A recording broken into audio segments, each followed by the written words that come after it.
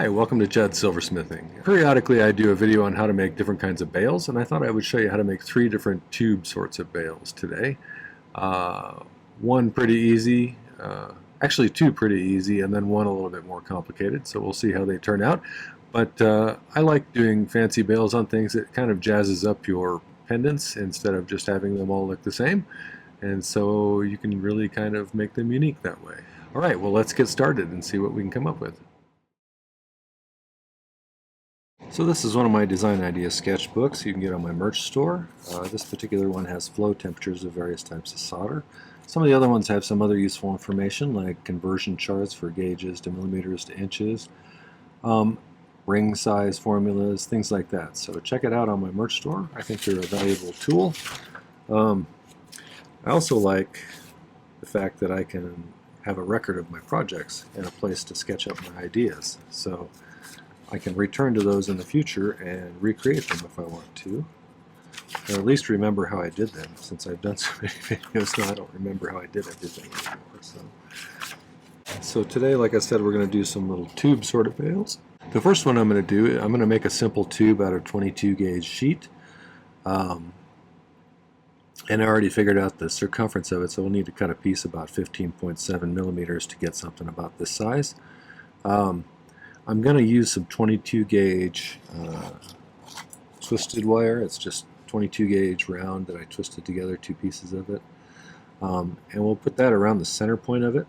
And then after we put that on there and get it all soldered together, I'm going to flare either end using adapting punches. So we'll see if we can get it to flare out a little bit to give it a particular look. I've not done a flared one like that before, so it should be a fun experiment. We'll continue this down to the bottom to create a loop to attach to your pendant. So this one is going to be another one that I think will be simple but kind of cool. I was going to take some 22 gauge sheet, cut a piece to make a tube out of it, texture it with my rolling mill, and I picked out this stuff. I thought that would be kind of pretty for a bale. And then finally the third one we're going to do, I'm going to do kind of a faux filigree one, so we'll lay out a piece. Actually, I'm going to use some of this 14 gauge square for the edges, and we'll figure out how long it needs to be to make this tube, and we can use pi times diameter to get kind of that range. And then we'll just do some swirly 18 gauge round wire into maybe do some scrolls and things like that, and then we'll turn it into a tube after that and add a little ring on the bottom to connect to your pendant. So same way on this one too. So that's my plan. I suspect this will be the more challenging one. These two should be relatively beginnerish, I would think. But let's do it. Let's cut a piece of this stuff and we'll make a tube. Alright, so let's cut one of these edges off. Kind of scribe a line instead of a straight edge we're working on the edge, on the side. I seem to be not speaking very well today, so I apologize in advance if the words are not working. Some days I'm eloquent, other days not so much. And that's pretty straight. Want to make it about that wide? Make it a little bit wider than that, just to be safe. Let's see how big that is. That is 12 millimeters wide or so. And then we need to measure 15.7 millimeters, I believe. There's 15, 16, let's go 16.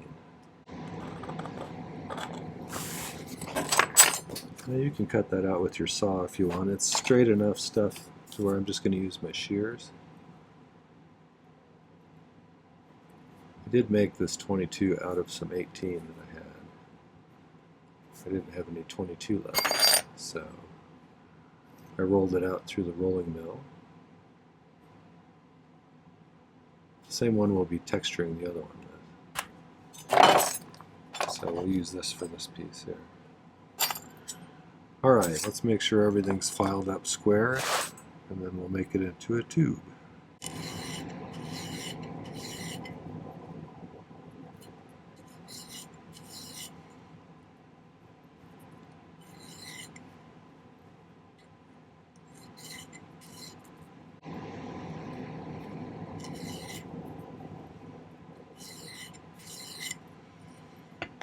Alright, so I think I'm going to use my bail making pliers to get this started.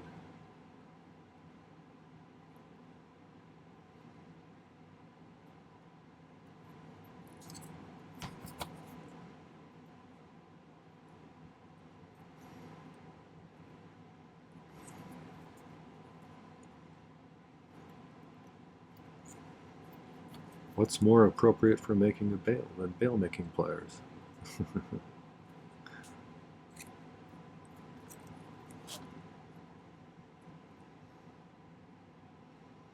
The funny thing is, I use them for a lot of stuff other than making bails.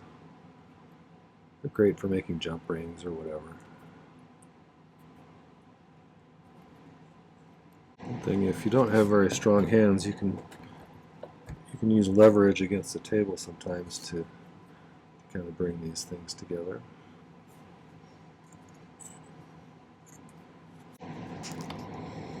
When you get them almost touching, if you squeeze that way,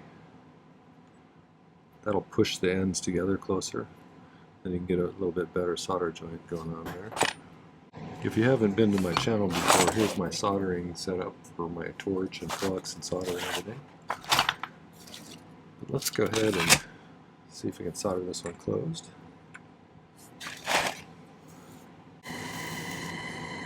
One of the things beginners often do is underflux things. So let's just heat this up and put a little bit on there. You can just lay it on there if you want. I'm just going to pick it.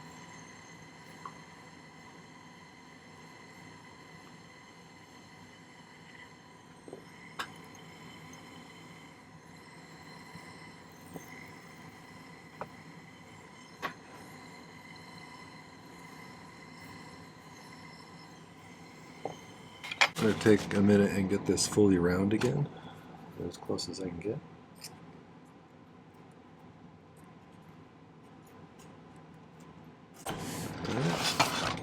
Let's clean up that solder joint.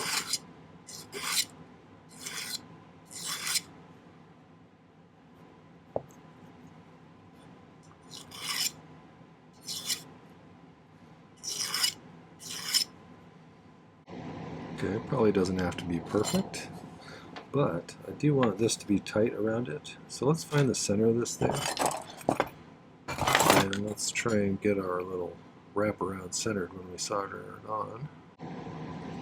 That's pretty close. How close is this to any of these? If I wrap this stuff around this one here, it'll spring outwards just a little bit, or we can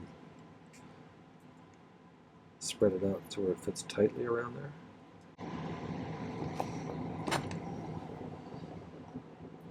So far that looks pretty good. I'm just going to pick a little bit of solder into it. Some of the solder from the solder joint may run into it as well. But let's get it on there.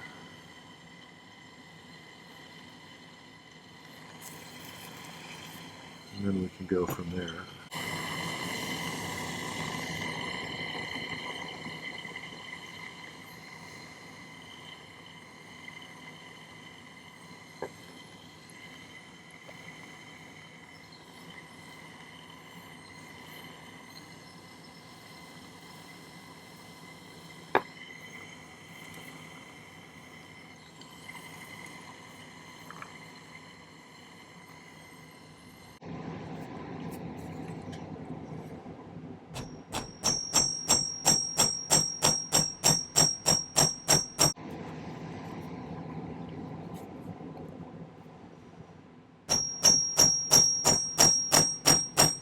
Should we pick a little bit bigger one and try and spread it open just a skosh?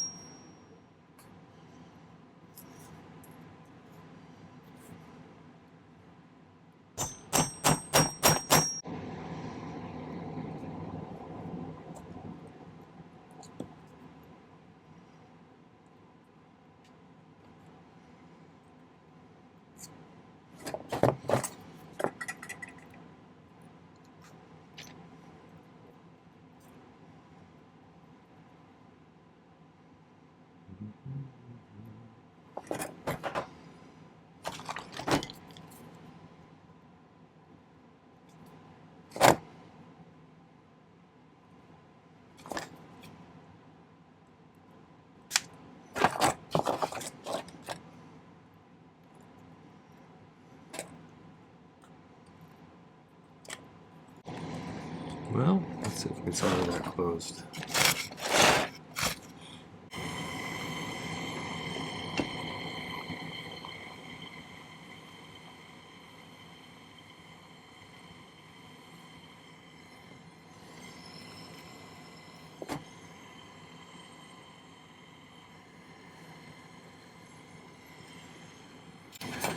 Came real close on that one again.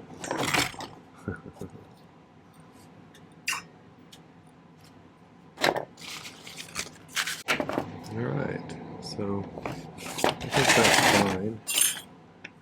I think it'll look good when it's all polished up and be a nice looking veil. It's a little bit different, looks, just has a particular style to it. So again, modifications in any way you want are possible to this. You could wrap some other wires around it.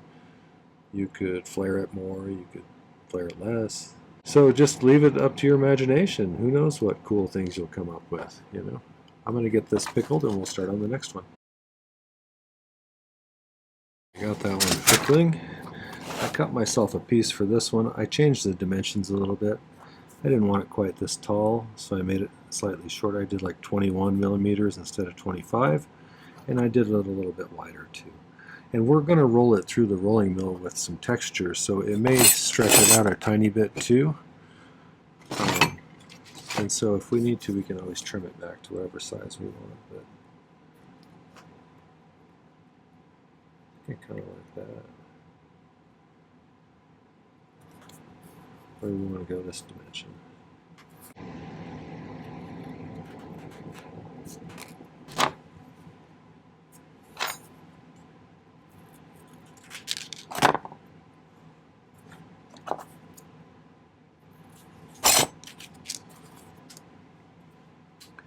I am going to cut a little piece of brass, scrap brass, and then we can just wrap some masking tape around it.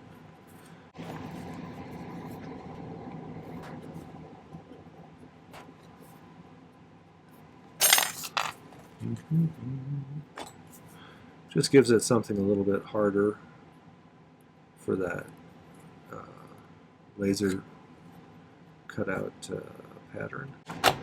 Right.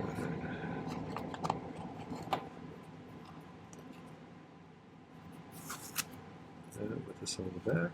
Let me find some tape. So I've folded the tape over so I can stick it to the table like that. And then I think what I'll do is I'll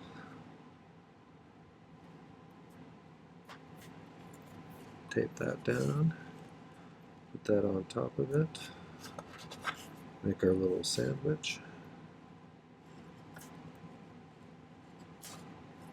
Now I want a sandwich.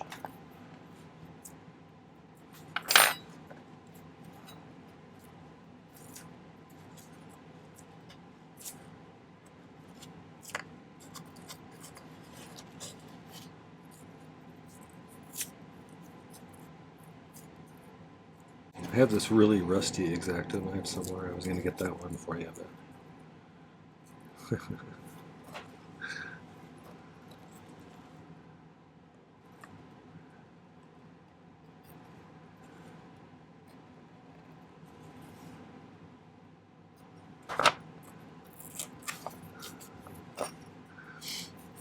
so I try to make it the same thickness throughout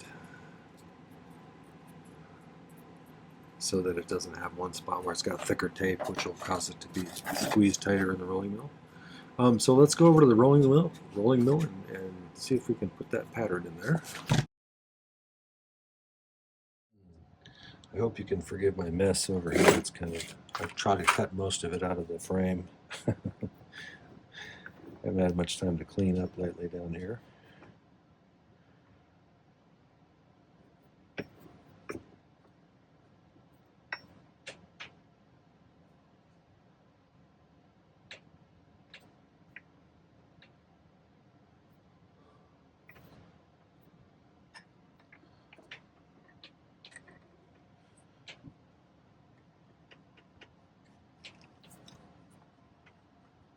Think that was tight enough.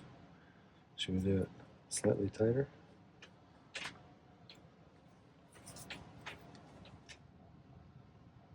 We'll get that in frame. That's not bad. I'm pleased with that. Okay, so let's go remeasure that, file the ends flat, and we'll turn it into a tube. This one I'm going to solder from the inside with the hopes that I have less solder overflow to the outside to mess with that texture we put in there. So we'll lay a little bit of solder on the inside this time.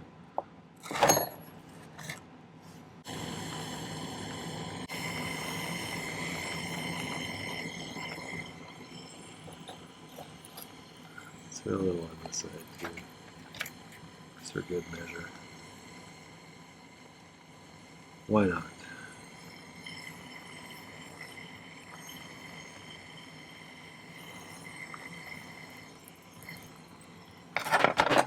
You know what might work for this is my round jump ring method.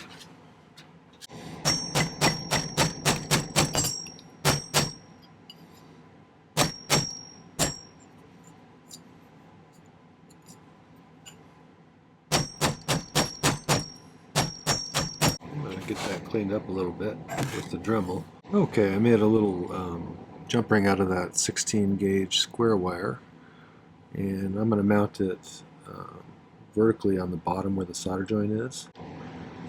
And so let me see if I can find my better tweezers though.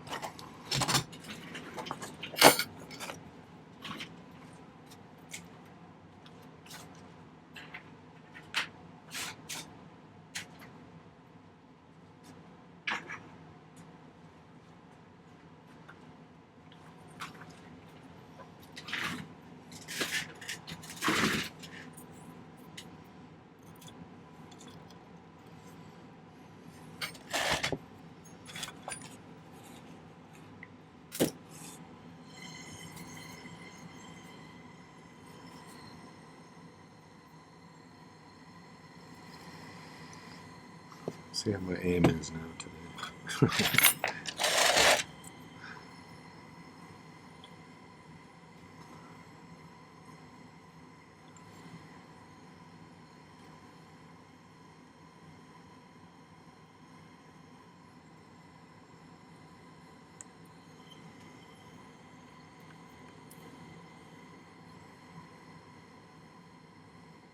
We'll have to see if I got a good pattern on the side facing the front. Some of it was better than others. I should have pressed a little harder probably. And that's a real simple one, but it could be really cool if you did some good patterns, or I guess you could even you could stamp it with stuff, or use a texture hammer, or like just use a peen hammer and hammer it that way. That would look nice. So let me get that in the pickle. We can start working on the last one. Okay, I went ahead and measured a few things out. I measured these to about, what did I do, 25 millimeters, I think it was. Yeah, about 25 or 26 millimeters, 25. And I drew them out here with a parallel end so that I could kind of sketch in what I thought I'd do. I'm not going to do anything too fancy. I'm just going to do scrolls back and forth along the length like that. But I thought that would help me to have a guide. So let's see if we can figure out how long of a piece we need to make one of these things. Then I can cut them all off the same length.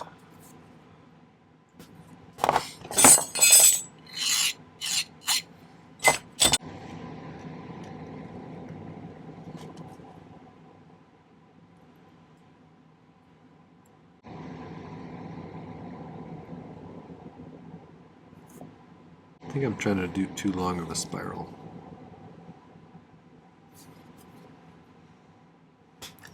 I may not curl them as far in as that. Let's just do it.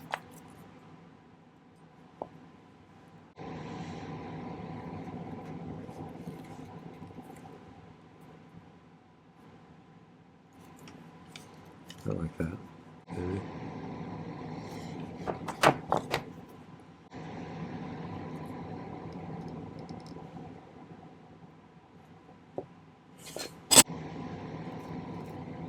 That's pretty close.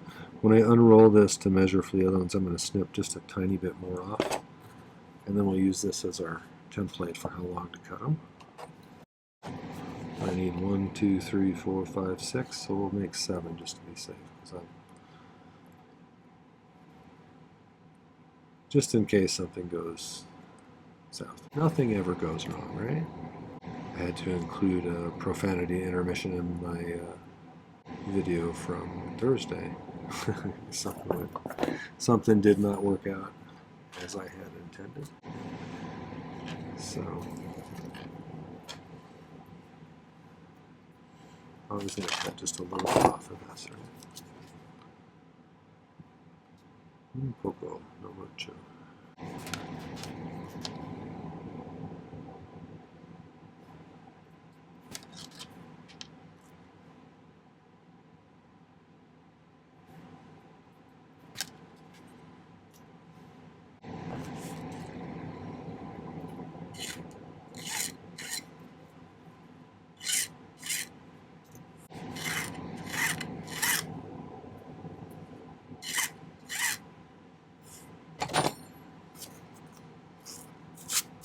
Bonus points for anyone who can tell me in the comments why I was only doing 2 strokes on one side and 3 strokes on the other. I'll give you a hint. It has to do with my cutters that I was using.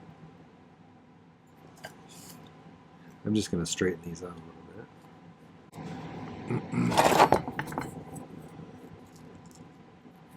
Good enough, I think. All right.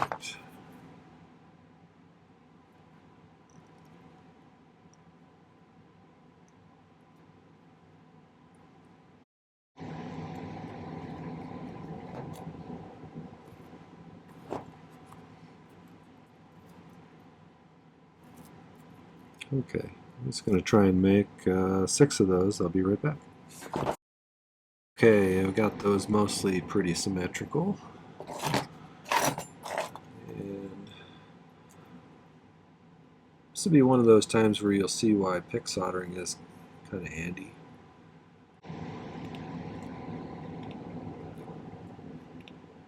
I do have a video just about pick soldering. If you're interested, I'll put a link up there for you. It's been a pretty popular video. Pick soldering is probably the primary, most important skill that I learned as a metalsmith.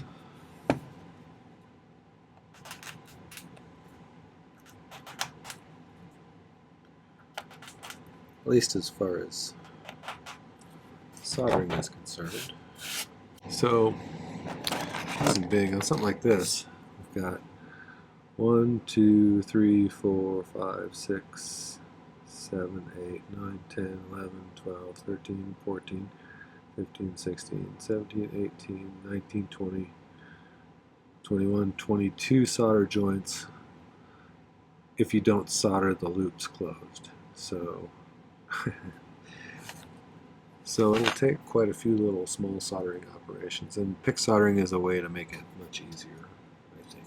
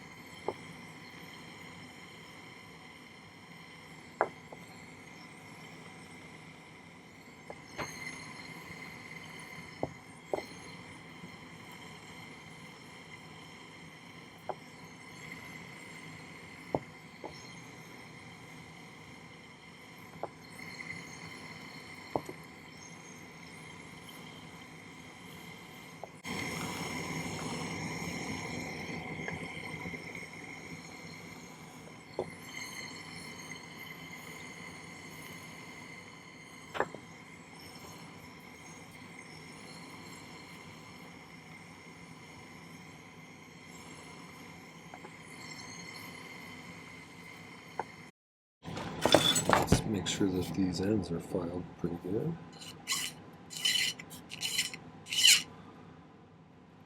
want it to be where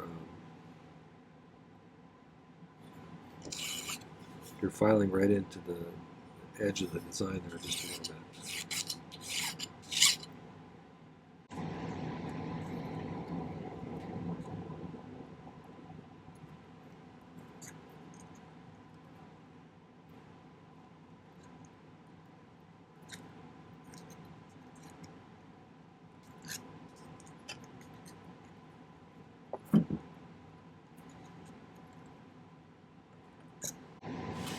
Alright, well I think let's get that soldered.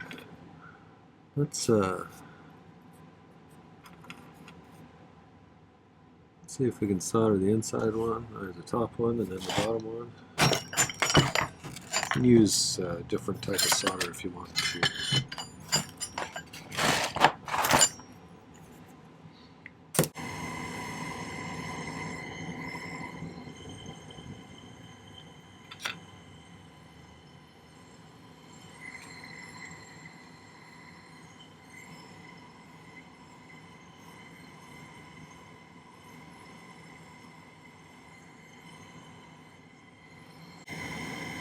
Oops.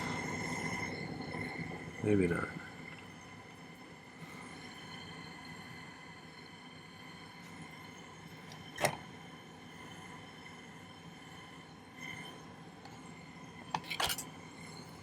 I think that's probably about as good as I'm going to get it. Okay, I think now I want to mount a little jump ring on the bottom just like we did before. So I may use a lower temperature solder because we have so many solder joints in this thing. And then I'll get it all cleaned up with a Dremel and everything and pickled, and we'll get some better pictures and put them at the end. So let me find the rest of that 14 gauge square.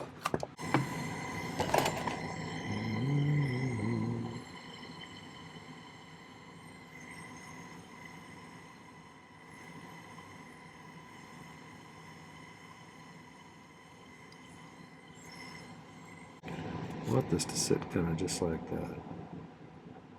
So I think what I'm going to do is I'm going to sweat some easy paste solder on here.